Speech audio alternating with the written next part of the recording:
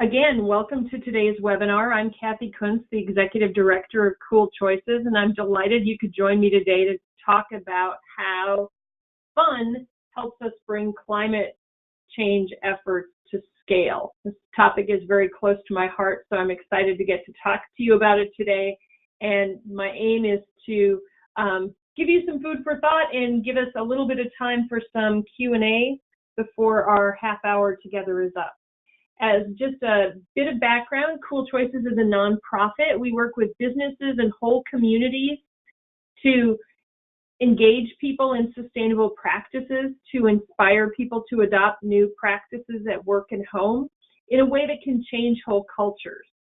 So our aim is to really create a new normal where the new normal is that everybody is doing things that reduce waste and kind of increase our climate resilience in various ways.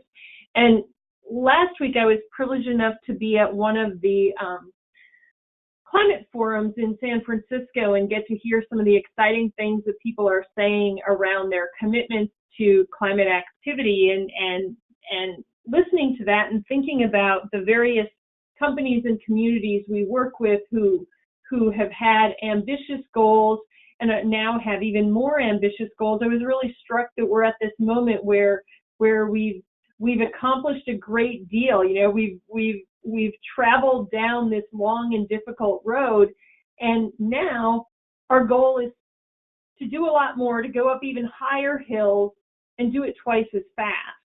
And so the kind of challenge that all of you face in your efforts to bring sustainability, whether that's to a particular company or community or group of communities, is significant. You know, and to accomplish this, more and more it becomes clear that we can't do this with a little green team or a few dedicated folks, that to accomplish these really big, audacious goals that we've set for ourselves that we need to accomplish, we have to engage everyone. We have to stop framing things in a way that works for the choir, and we really have to figure out how to bring everyone into this conversation, how to make everyone part of the solution. And fundamentally, that's what we obsess about all the time at Cool Choices. How do you get everyone involved in that conversation? And for us, we believe that a really effective formula for doing this, if you want people to change, if you want people to come together in a way that changes whole institutions, it works much better if you make that change fun, social, and easy. And, you know, some of this seems probably very intuitive. Making it easy means you're removing the points of friction. People can't ride mass transit if it doesn't take them where they need to go, if it doesn't stop in their neighborhood, kind of thing. How do we remove those friction points?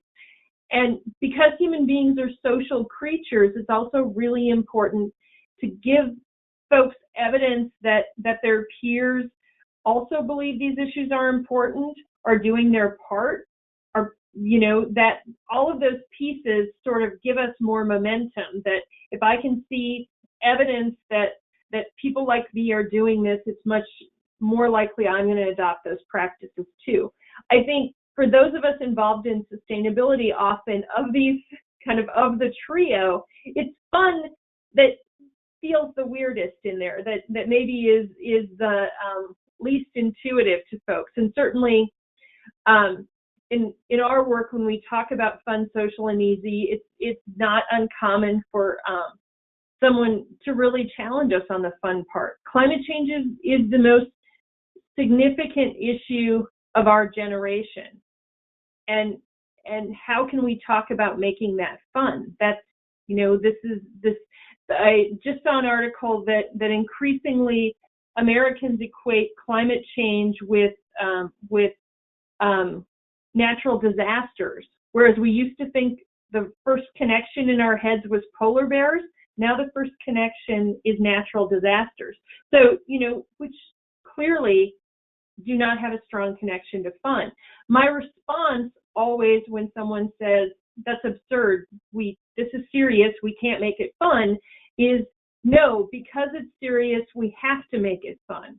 We need to bring everyone into this conversation, and that means we have to create an atmosphere where people feel good about what they're doing here. Fun doesn't necessarily mean superficial or silly. Fun means I feel good about what I'm doing. I have a sense of accomplishment here, maybe.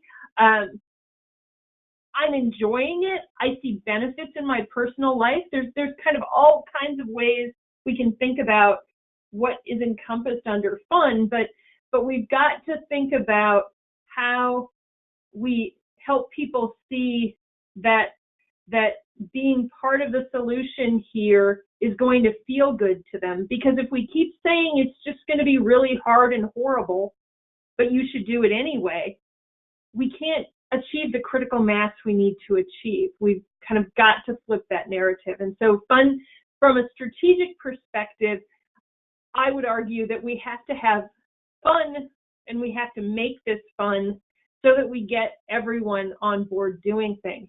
Now, there's a second challenge, I think, embedded in the word fun, and it's just a more pragmatic one, that a whole lot of the stuff we're talking about, the kinds of things we want people to do, whether that's voting or changing the settings on their clothes washer, aren't necessarily the things that pop to your mind first when you think of fun.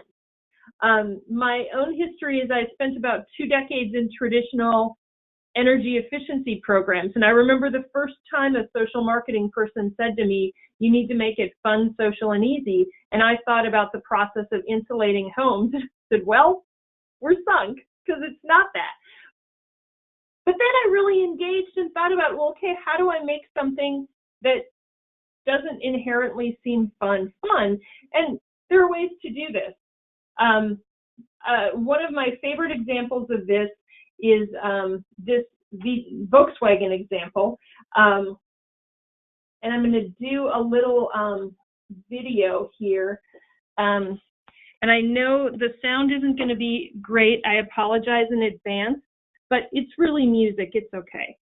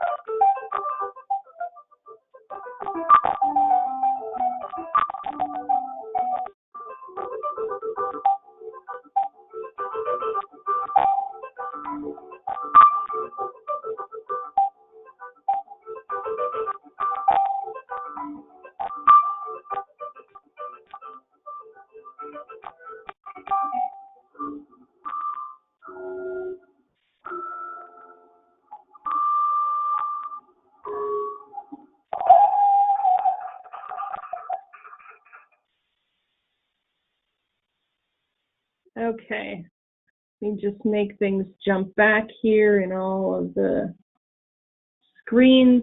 So, you know, before you watch that video, you wouldn't necessarily think taking the stairs is fun. It's a great illustration of how you can reframe things in a way that makes things fun that might not have been fun, might not inherently seem fun. And the VW example, and by the way, on YouTube you can see, if you do Volkswagen Theory of Fun, they have a few different videos. They've done some different things that they've funded over the years in this realm that are kind of interesting. Part of what happens certainly in the piano stairs example is that you're surprising people. An easy way to make adopting sustainable practices more fun is to surprise people around kind of the what happens when they do those things. So in the piano stairs example, by taking the stairs, you get to make music. That's a surprising thing. There's another Volkswagen example where they install sound equipment in trash cans, and when you throw things in the trash can, it sounds like it's dropping 400 or 500 feet down, and it makes it fun to throw things away in a park, kind of thing. Kids are like lining up to throw things away because it's kind of cool to do this. So there's just this element of surprise attached to some of that.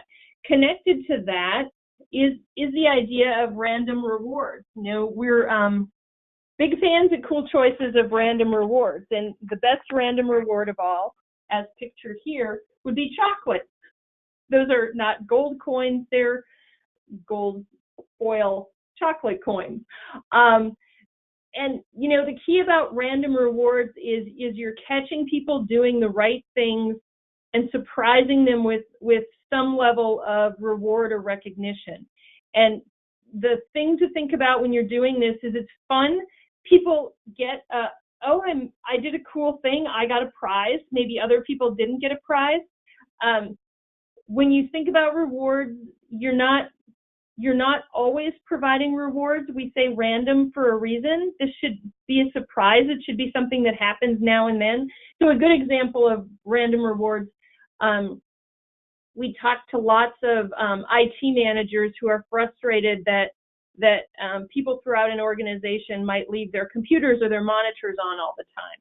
And, it's a perfect opportunity for random rewards to have someone periodically go around, maybe come in early one morning and leave chocolate at desks where the computers are all turned off.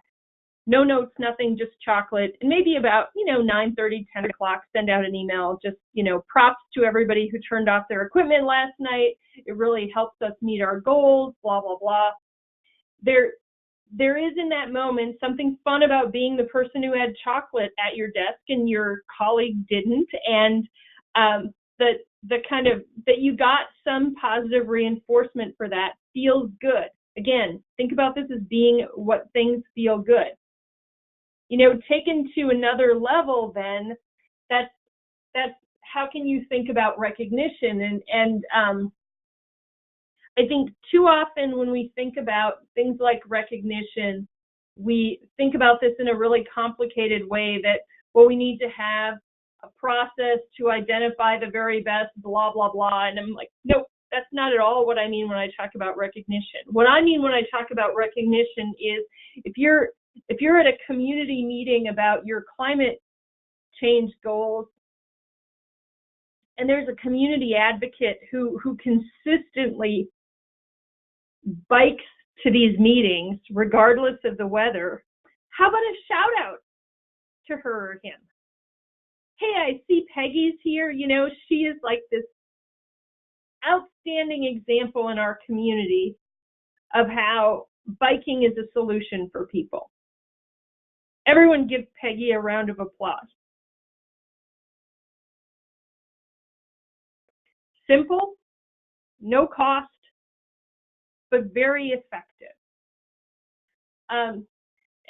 And there are a million ways you can do that. And increasingly, recognition gets easier and easier all the time because 20 years ago when we were trying to do these things, it was really complicated to catch people doing the right things. But today, everyone has a camera in their pocket. Everyone has the ability to catch other people doing the right thing. And so really, when you think about rewards and recognition, a piece of this is how do you leverage opportunities? I think anyone who's doing sustainability should have sort of an open open policy to, if you see other people doing the things we want people to do, if you snap a shot and share it with me, I'm going to put it on our page, or I'm going to do something with it. You've probably got randomly someone every 3 months will get a $5 coffee card because we caught them doing the right thing. Really low cost, simple things can make that fun for people. It's fun to see the photos of people, and embedded in this kind of recognition and reinforcement here is social capital. So when you capture photos of people biking together to an event, or when you capture photos of people cleaning up the local highway, you're creating evidence that we're a community of people who are committed to our environment. We're a community of people who come together to deliver solutions. We're a community of people who pitch in. All of that is really important social capital that helps you further facilitate things. But by capturing photos of the folks who are doing things, by giving them that level of recognition, you're also letting them feel really good about what they're doing, proud of what they're doing.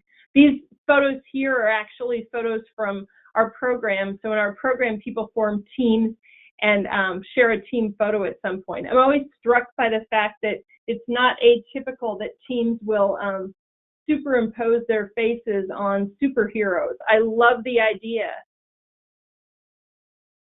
of people coming together around sustainability and framing themselves as superheroes. Think about the powerful imagery in that. We are the solution. We can make these things happen. Something really powerful happening there. And, it ties to the sort of next way to make things fun, which is to create, in some sense, a competition. So you could have a competition of people submitting photos to you of people doing cool things, or you could randomly pick one every so often. But, one of our challenges with climate change is that it's this kind of big global issue that has the potential to, over the long term, affect all of us, but it's competing in my head with things that I have to, the report I have to do for next week, and picking up Jimmy from soccer practice today, and all these other kinds of things. And so one of the ways to make climate action more relevant and more immediate and more fun is to think about how to create competition. So which floor can compost the most? What neighborhood can have the highest recycling rate?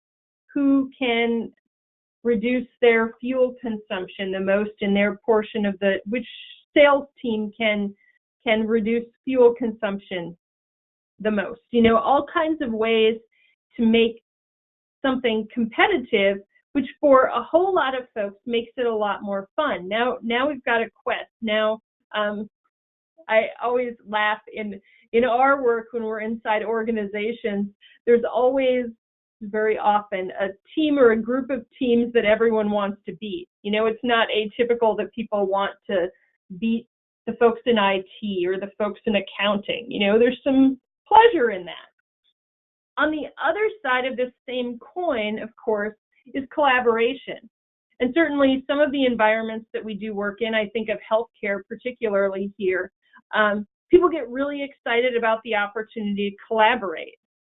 How can we come together and figure out a better way to dispose of this waste stream? How can we come together to think about how to make our neighborhood safer for bicyclists kind of thing? They're in that kind of let's build on each other's strengths is also fun, and of course it's social too. A whole lot of this, of course, is just coming back to that sense of accomplishment. So this is a player in a Cool Choices game. I couldn't even tell you this photo's been around a while. But clearly she's having fun. Recycling, not a thing we all think, oh, that's the most fun I had all week. But she has a strong sense of accomplishment about what she's doing, has that sense that she's part of the solution. This is what we want. We want people out there feeling really good about being climate warriors. Ultimately, that's what we want to accomplish. We want everyone to feel this sense of accomplishment, to feel this good about what they're doing there. I've mentioned a little bit about our program. I'll give you just a little bit of information about that. So we use a game-based online platform where people form teams. So if we're in a single workplace, people form teams with their colleagues, and over the course of 6 weeks, they get points for the cool choices, the sustainable practices they report through the system. And it's, you earn points, and mostly the points don't convert to anything. Mostly it's bragging rights. Fundamentally, what we're doing here is we're delivering a transparent system so people can see other people are doing things, and we're creating an environment where people are comfortable coaching and collaborating and sharing. And because it's a game, because you can earn points for things, because you can see the photos other people submit, it's fun. And, it gets people engaged in things that they might not have thought about as fun in a way that's fun. Included here just a few quotes from folks about talking about how they thought this was fun. The idea that, oh, but today if I take the stairs, I can claim points for that, makes it more fun to do that.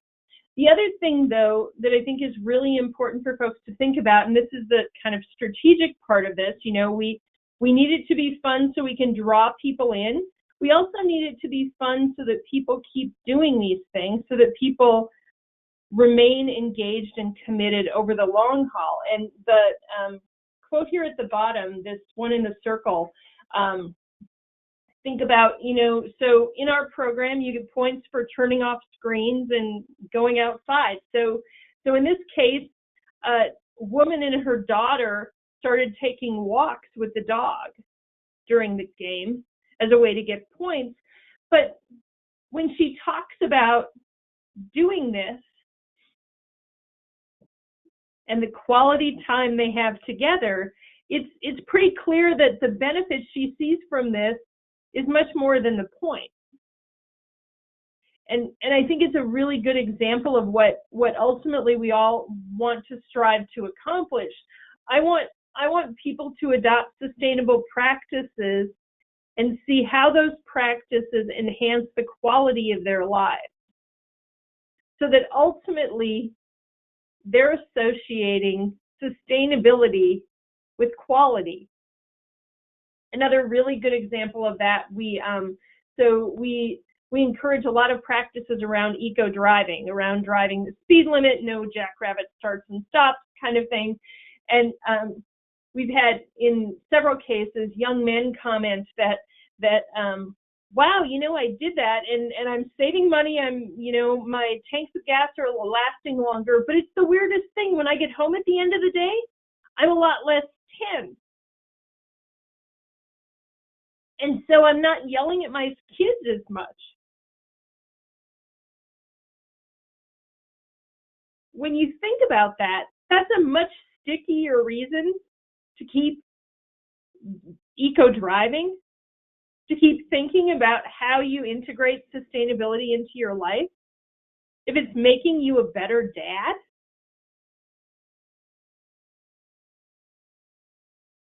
hence my obsession with fun. With that, I want to open things up for questions. I didn't leave quite as much time as I'd planned, but we've got a bit of time.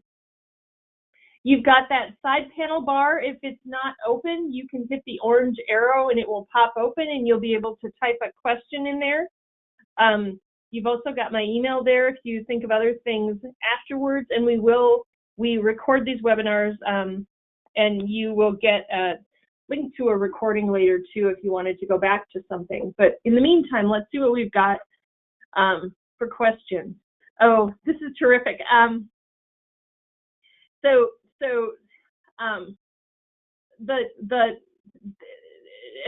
This is a hard sell. My boss thinks fun means not serious. And I think that's, first, I think your boss isn't unusual. When we say, oh, we're going to get people to recycle more here at our organization, or we're going to get everyone to help reduce our plug load electric costs. You know, that sounds like a thing everyone's boss can get behind. When you say, we're going to have some fun doing that, it can be a harder sell. And I think ultimately the response to that is really about, we need to engage people. And, you know, a good parallel here is to look at the corporate wellness programs, and how, you know, corporate wellness programs evolved. For those of you, many of you might not be old enough to know this, but, you know, early corporate wellness programs, excuse me, tended to be kind of boring and sucky. You know, they were like lecture things. You're going to go to, there's going to be a lunch and learn where somebody talks at us for half an hour about how we should eat more nutritiously and exercise more.